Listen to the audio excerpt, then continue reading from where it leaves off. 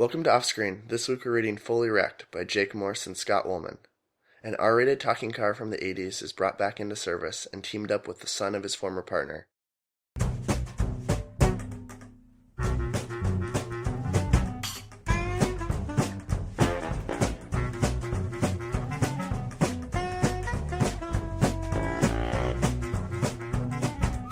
Okay, what do we know about these guys? So, Jake Morse and Scott Wolman also sold a script called Preconception, which is a comedy, according to Deadline, about a mid-30s couple who resolve to cut loose and tick off items on a pre-parenthood bucket list before getting tied down by a baby. It sounds vaguely familiar, but I couldn't find any casting news. I mean, that's just like a very... Yeah, it's a very like, obvious sort of idea for a comedy. Sure. It seems very of the time. And that one has R.A. Sandel attached to direct, who directed The Duff. What is The Duff? I don't really know anything about The Duff, but he also directed a short film called West Bank Story. Oh, I've seen that, I think. Yeah, or at least won Best Short Film in the Academy Awards. So, I don't know, I couldn't find any traction or movement on Fully Wrecked, if it's sold, but it appeared on the 2013 Blacklist. Right. Actually, right above Spotlight. Oh, dang. Yeah. Above Spotlight. Well, I mean, they were both really far down on the list, but... Okay. Yeah, we kind of just picked this one at random. We hadn't decided what to read. Well, we were looking for a comedy, right? Yeah, so I think we just, looked through the Blacklist. This is, for comedies. kind of a shameless knockoff perversion of Knight Rider, kind of. Yeah, definitely. Did I say kind of twice there? I don't know. Whatever. I'll cut one of them out. Yeah. But yeah, definitely an R-rated comedy. And it's kind of like a buddy cop genre. Yeah, so it falls into. You want to do the synopsis? Yeah, sure. Okay. In the 1980s, Agent Nick Marlin and his talking supercar named Cal struck fear into the hearts of criminals throughout Los Angeles. But when Nick is killed by an up-and-coming drug runner named Marco, Cal is left to wander the streets without a purpose. It's not until Marco gets out of prison 30 years later that Cal's skills are needed once again.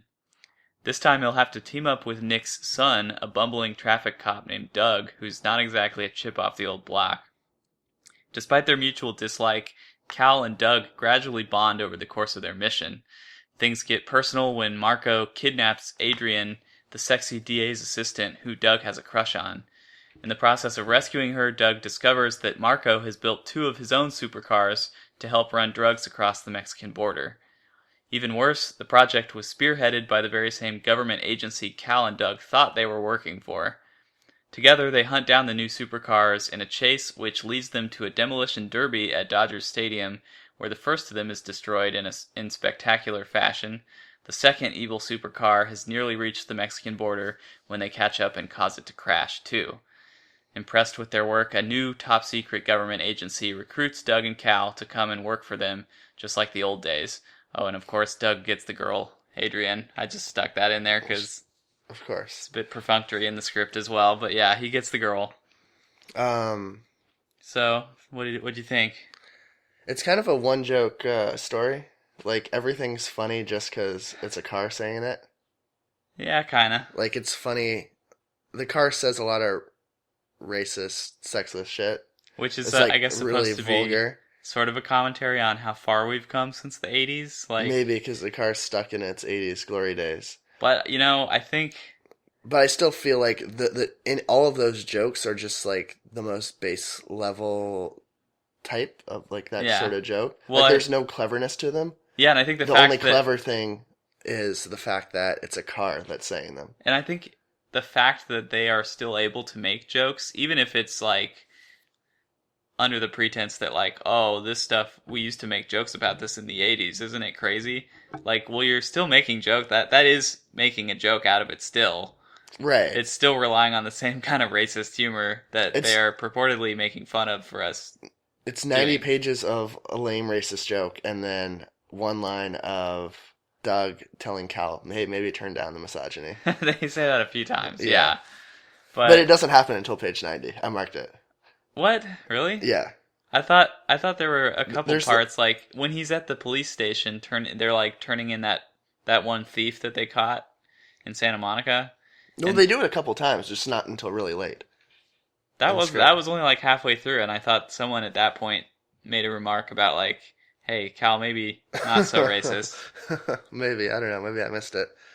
Anyway, that sounds a little harsh. I mean, there were things that I liked about this, and but like, come on, that's not good. what? Page 3. Oh, come on! I thought that was funny at the Where beginning. did that fruit This is son of yours learn to punch? Tampon class? yeah. That makes Where do you no learn to punch? sense. Tampon class? If- Because ladies have tampons, Steven, and Yeah, I get he it. punches like a lady. I get it. That's so dumb. I thought it was. I guess I was at first, and that was page 3. Yeah. I was still enamored with it for the first like few pages, and then Okay. it gradually wore more and more thin as it went on. I did think it was at least, even if the story was really thin, it was, but it like was knowingly thin, and it made fun of that a little bit, and it reminded me a little bit of like, have you seen Team America? A long time ago, yeah. It's sort of like that in a lot of ways, where I feel like they point out a lot of their own like flaws and plot holes. Yeah, but there's a lot more commentary going on in that, and it's also Yeah. a lot more outrageous. For as offensive as this is, it's still kind of tame. You think it could even be more so? I think it's just very expected. Yeah, It's like throwing a tantrum, kind of like lame jokes. I was gonna say it reminded me a little bit just on the topic of being offensive. I recently saw Sausage Party, and you haven't seen that yet, have you? It's like extremely vulgar, and I think it has reached that like nirvana state that you're talking about, where it's like if you just push it far enough, you like transcend to this other level of offensiveness that's like actually pushing boundaries, Sure. and it's actually like feels like it has a point. But it's also like the way in which you do it. These jokes are just like the most obvious jokes that one could make. They're not clever or new. And Sausage Party also had a whole like allegorical layer on top of everything else. This is purely just like a parody of a genre. Kind of, yeah. I mean, the plot is so basic and unexciting. There's no real thrills to it. Yeah. There's some fun stuff with the car, but I also don't know like how they're gonna, if this were to get made. It's not going to get made. Well, I know, but I'm just saying hypothetically. I don't know how they would do it. Like, would this car be CG or like what's going on? Like, Yeah. it does a lot of things that even like It would probably be a real car, but with Yeah. a lot of VFX over it. But there are parts that like aren't even a big deal, like not even an action sequence or whatever, where it just does things that I don't know how it would even make sense. Like, it will just like nudge Doug in the side. Yeah. It's like, how does a car nudge someone? And like things where it was using air quotes. The car was trying to talk using air quotes, and so it says it's like side mirrors like swing back and forth. I don't know. It would look pretty dumb, but maybe in a funny way. I don't know. Also, it's going to be hard to articulate that when the side mirrors swing, that means the car is indicating air quotes. Yeah, you'd have to lay it on really thick with the way you say the line. Just the plot is so bad, too. Can I just read a couple parts? Yeah. That are awful? Okay. This is in the aftermath of Cal letting his original partner, Doug's dad, die. Okay. And he just like starts doing drugs, and Right. I couldn't stop Marco alone. Maybe if Marlon were here, without him, I'm just a sagging pair of balls with no cock. Cal, he was doing time for smack in a Bogota prison. That's a guaranteed case of super AIDS. Yeah. Cal, you don't gotta fondle my balls if I've already come. I'm in. Yeah. It's so dumb. Okay. Yeah, I have maybe a lower bar for things like that. I can enjoy some really stupid like lowbrow. I don't know. I can too. Humor but every now and then, but it's too yeah. basic. I'll tell you what was too basic for me in this, even for me. Mm-hmm. They go to like this. They call it like the sideshow, but it's just like with a bunch of like gangbanger dudes. They have a bunch of like souped up cars, and of course Cal has to take part in it and like earn their respect by he does some sort of like jumping up and down thing as if he had. I guess he does have hydraulics. It's like the car equivalent of twerking, is what they say in the script. That whole scene was extremely stupid. Sure. And then they like in doing that whole bit, they kind of went over one of these gangster dudes who's like an informant. That's why they came, is because they want to get some information about Marco. the guy they're after. So they meet with this guy. What's his name again? Big Nasty. Big Nasty, yeah. Who gets in the car with Doug and smokes some kind of a joint which is laced with like mushrooms and a bunch of other stuff, Molly and I don't know what else. Shroom bits and horse tranquilizers. Yeah. Okay, now this is picky, but I feel like if you're gonna write a stupid comedy like this, you still need to like at least believe it on some level. Like you need to be able to buy into it. Well, any story has to have an internal logic. Yeah. Right? So, okay, this guy is in their car inside of Cal. He's smoking a joint. Cal says he wants a hit, and he just automatically knows to stick it up to the AC vent so the car can smoke the joint. Like, I know that's extremely stupid and it sounds really dumb as I'm describing it, but like in the reality of this story, like how is this guy gonna know that that's how a car smokes a joint through the AC vent? Right. Like, I don't know, it's just little things like that. Well, what was also lame about that scene is that it goes nowhere. There's no, like, the entire point of that scene is probably for the AC joke. Because after that, they start tripping balls a little bit. Well, yeah, I guess they wanted to get to that, but that didn't have a point either. But there's no point to them tripping balls. That doesn't, like, create any new situation or fuck anything up for them. Yeah, there's a whole montage of Doug and Cal just, like, going around the city, tripping. And, it goes nowhere. I have no clue what that part was about. Yeah. Another thing I didn't like was that it made a lot of references to Los Angeles. Uh-huh. But for no particular reason. Like, they, after tripping balls, they wind up in Pan Pacific Park. Mm-hmm. They actually say it's Pan Pacific Park, but why? I don't mind that as much. I kind of felt like they were just trying to do it so that it sounds specific. I don't think they were trying to actually reference... But then that's problematic, too, when your screenplay is so vague and generic that you have to, like, iron on a veneer of specificity. I don't know. I mean, that's a little harsh. I just felt like make it a reason that they have to be in that park. Like something's going down at the Grove, and they want to be like right there next to it. That would be better. I agree, but I just think to me it felt like, okay, we need a name for this place for them to go. Let's just pull one from where we live, because I'm assuming these guys live in Los Angeles, and they don't necessarily care if everyone who's reading the script knows all the places they're talking about. It's just, that it needs a name, so you might as well name it one that you know. But intentionality is better. Yes, agreed. But I wouldn't knock them too much for that. Right. I had another thing about just the internal sort of reality of this. Uh-huh. There's a scene where they are kind of on a stakeout at this guy's house. He's one of Marco's cronies, and they end up killing this guy in the end, which is a whole other matter. But before that, they're kind of like dragging him behind the car to interrogate him, mm-hmm. and they're doing sort of a good cop, bad cop thing where Doug says to the guy like, "Hey, look, just answer the questions, and I'll be nice. I'll make sure that Cal won't do anything to you. My partner, he's not as nice as I am." And the car just kind of revs. Mm-hmm. And then the dude says, "Wait, your partner is a car?" And I don't think he has any reason to believe that he's referring to the car as his partner at this point. He would just probably think there's a driver in the car who is his partner.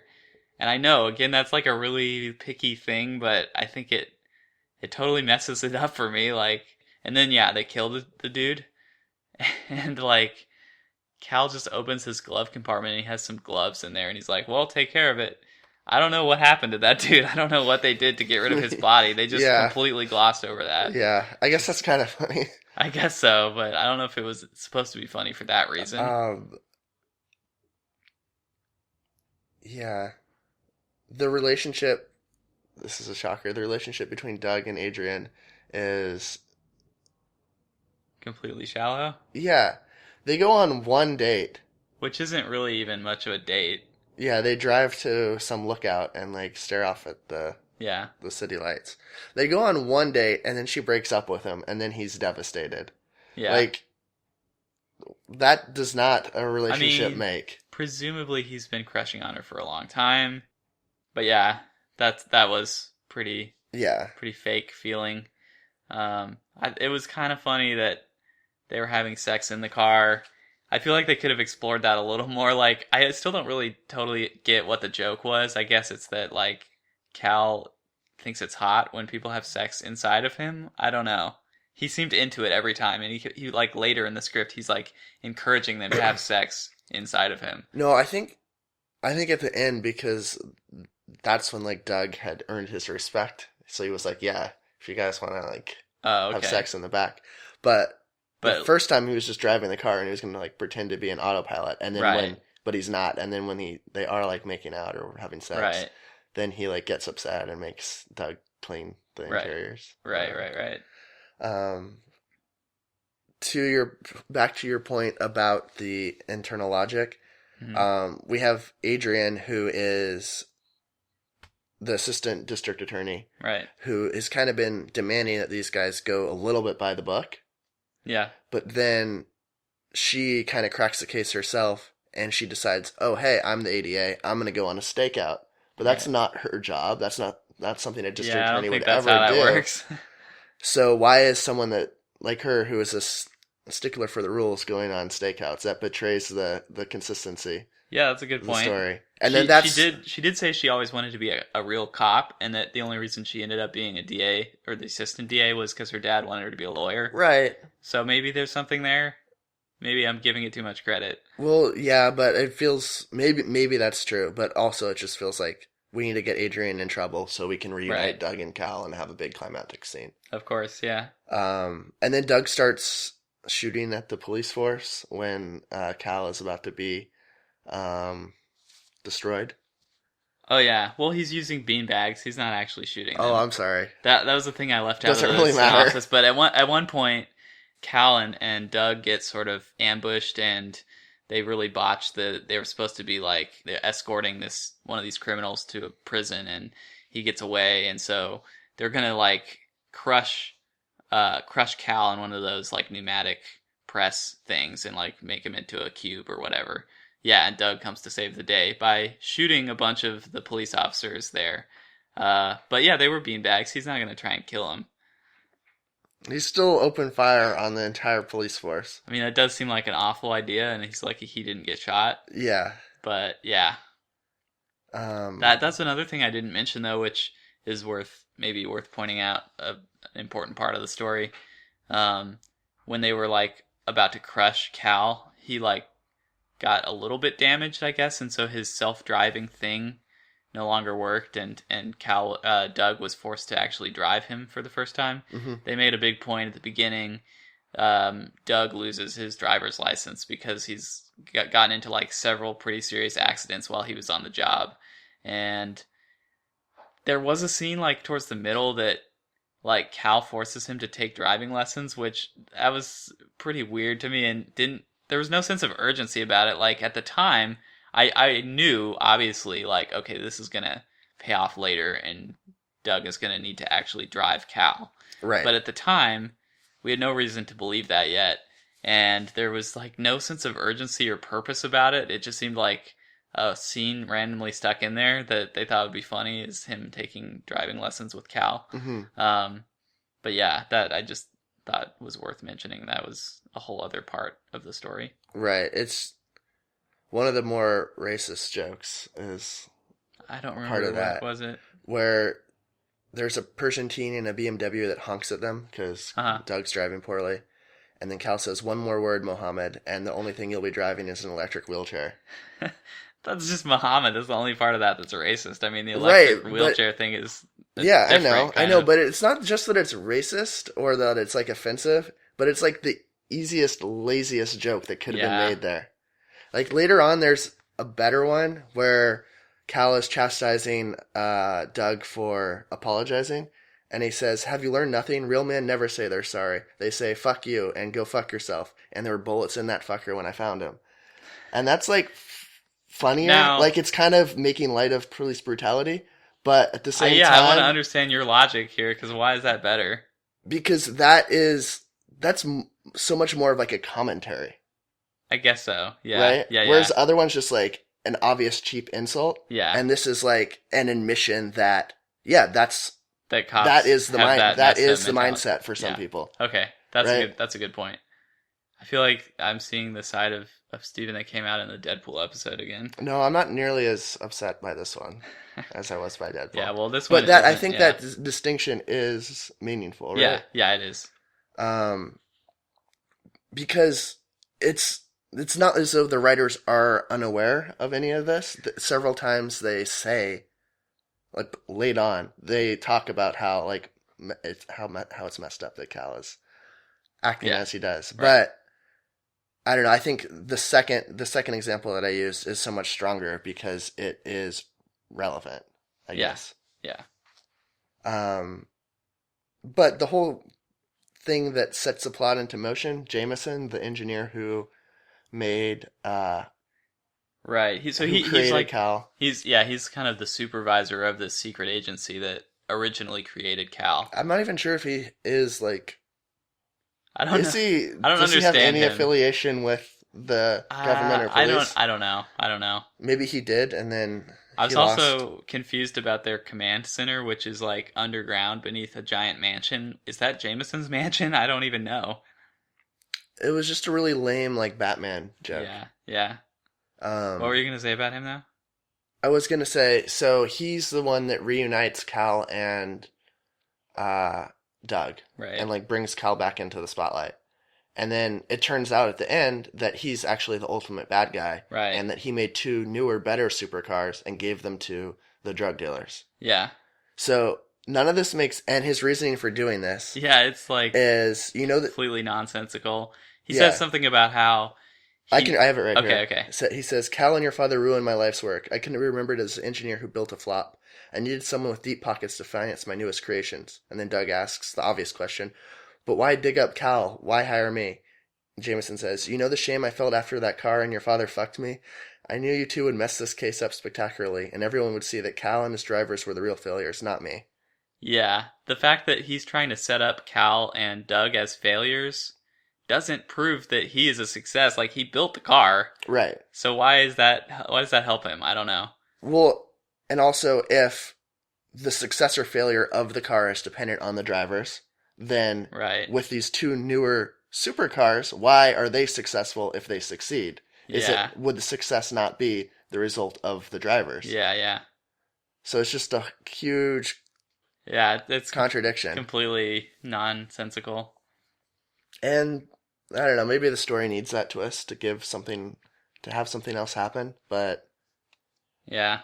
They addressed another sort of plot hole earlier on when they were saying, why do you pick Doug to be the driver? He's like the worst cop ever. And he says something about how he's hoping there is like some remnant of his father still left in him, and his dad was the only one that could fully understand Cal or something. And then he says like literally no other person is willing to work with Cal. That was funny. I like that. I don't think they needed to even bother explaining anything else. Yeah. I just think this movie, there's no way this movie could get made because it would be too VFX heavy. Yeah, it would be hard. Like, there is a part where somehow Doug is driving Cal and he like scales a building. Yeah. I have no clue how that would work. Yeah, and then there's like a lame Spider-Man joke that they make. Yeah. And he has a lot of like missiles and lasers and things that he shoots as well. There's a part where he uses his missile launcher to drive faster because there aren't actually missiles in it at the time, and it just like boosts him, which I'm pretty sure is not how that would work. That's kind of clever. I think, isn't the propulsion coming from the missile having been ignited?